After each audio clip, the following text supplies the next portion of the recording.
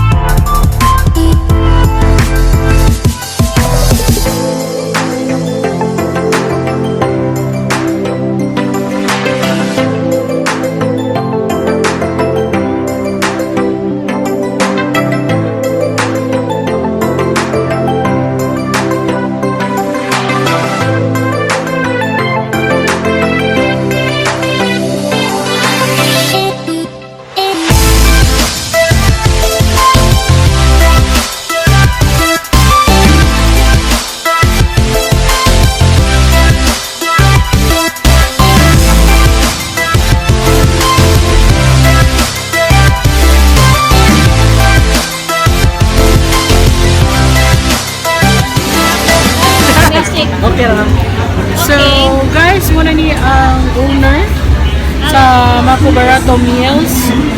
So we'll ask few quick questions. Bunda lang ang pegs. Ana, go. First question. Unsay pinaka busy diri nga adlaw? Actually, every day. Every day. Yes, every day. Every night gitu. Yes, every day. Because normally we open at 3 p.m. Pero the people will call like by 2 p.m. Sayo gitu. Very ano dyan siya.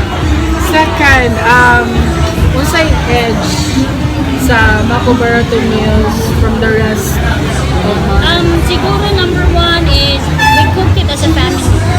So I and my partner, we do have an accounting firm, but at night I'm the cashier, siya ang cook. So at home, at home we are doing the canteen plus ingredients. So we mix and match with the ingredients. So homemade yun siya. With love, gini. Ana, With love yun siya, guys, di ba? Yes. So, Then, Monday, ma'am, please invite customers. Yes, hi everyone. Well, kindly visit us here lang, fronting the Malacanang Palace sa Cebu. So it's MAKO BARATO meals, and it's really barato compared to the rest of the unlimited. So we do have different choices. So it's up to you guys, whatever inyong ipaan. So you have different kind of mga flavors as well for chicken. So every day we do something, craziness din.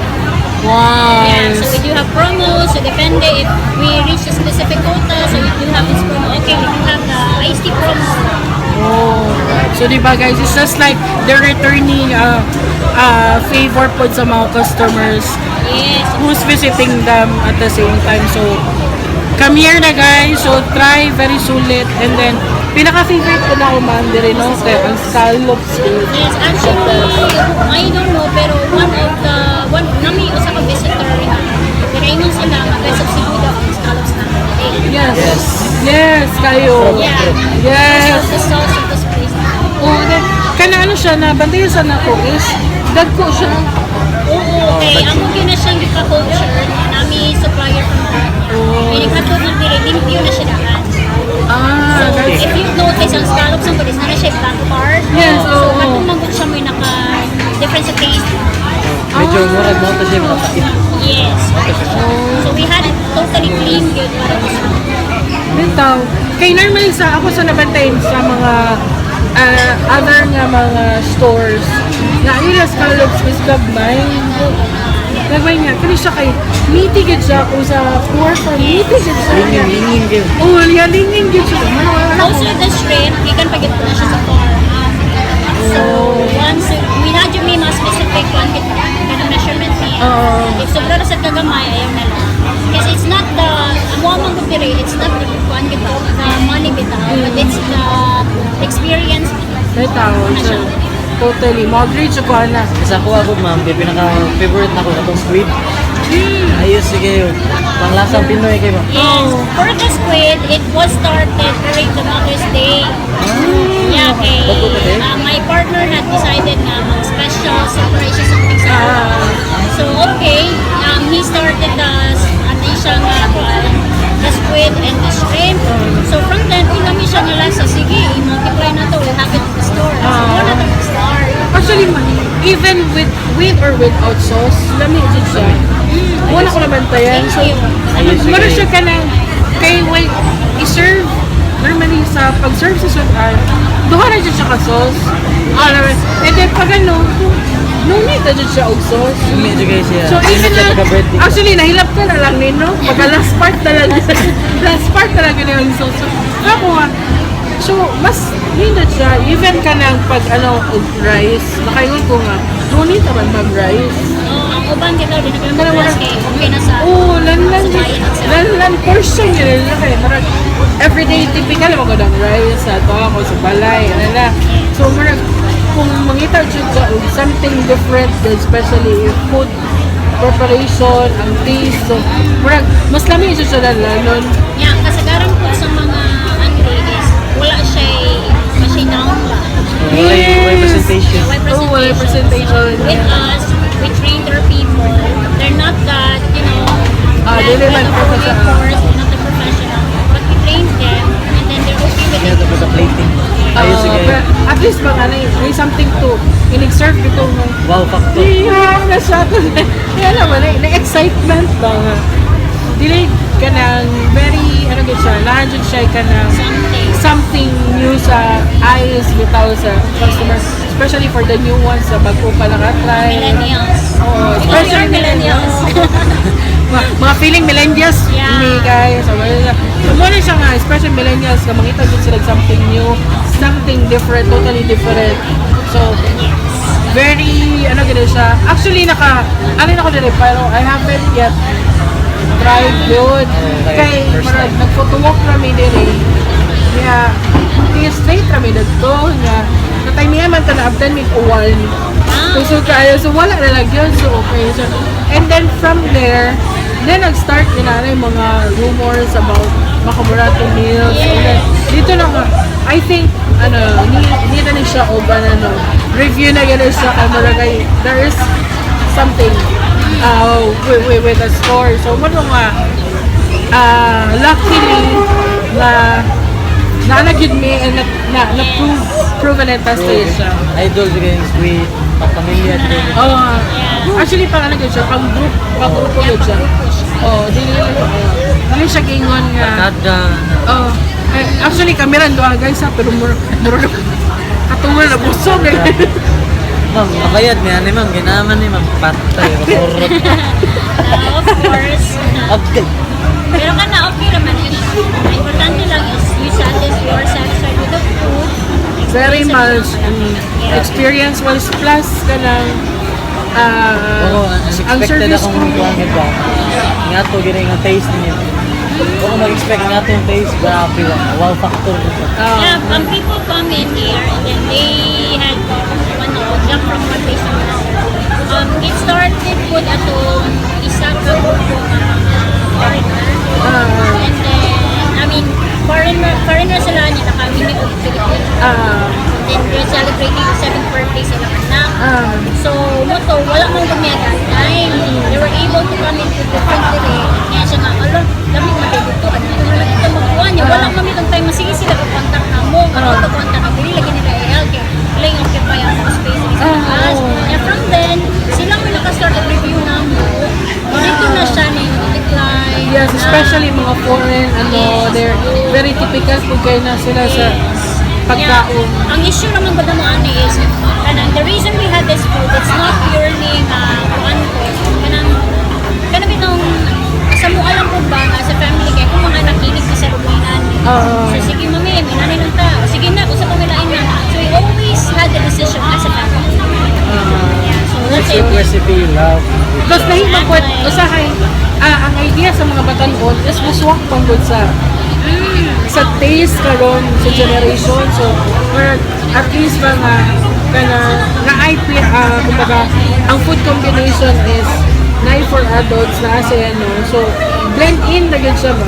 So dili siya gingon nga nabiya man ang ang mga batanon kini ang mga nila. So at least whole family makarelate ba with different from different ages. Suggestions sa daan nila, for example, policy it's my son with a side of mami kinanggan na ni siya mami ka ng tissue ito baby nasa niya. So they are the one who decided na simple things pero which is also useful. Yes, ano yun siya ka na?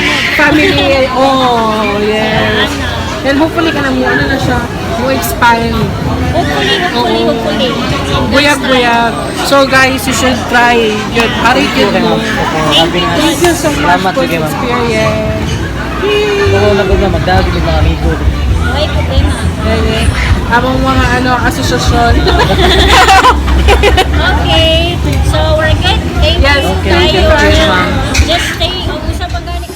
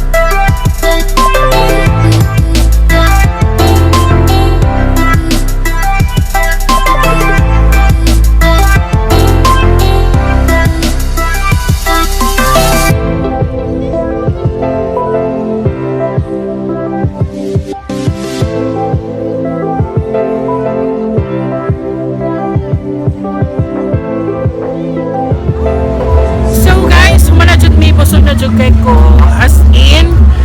Thank you so much, Ma'am Shen, for inviting us. And guys, managin ni final thoughts. 100% okay kayo, very affordable, good for barkada, family, friends. And once again, they are open 3 p.m. up until 10 or 11. But I'll put everything on the description box, guys. All the details that you needed.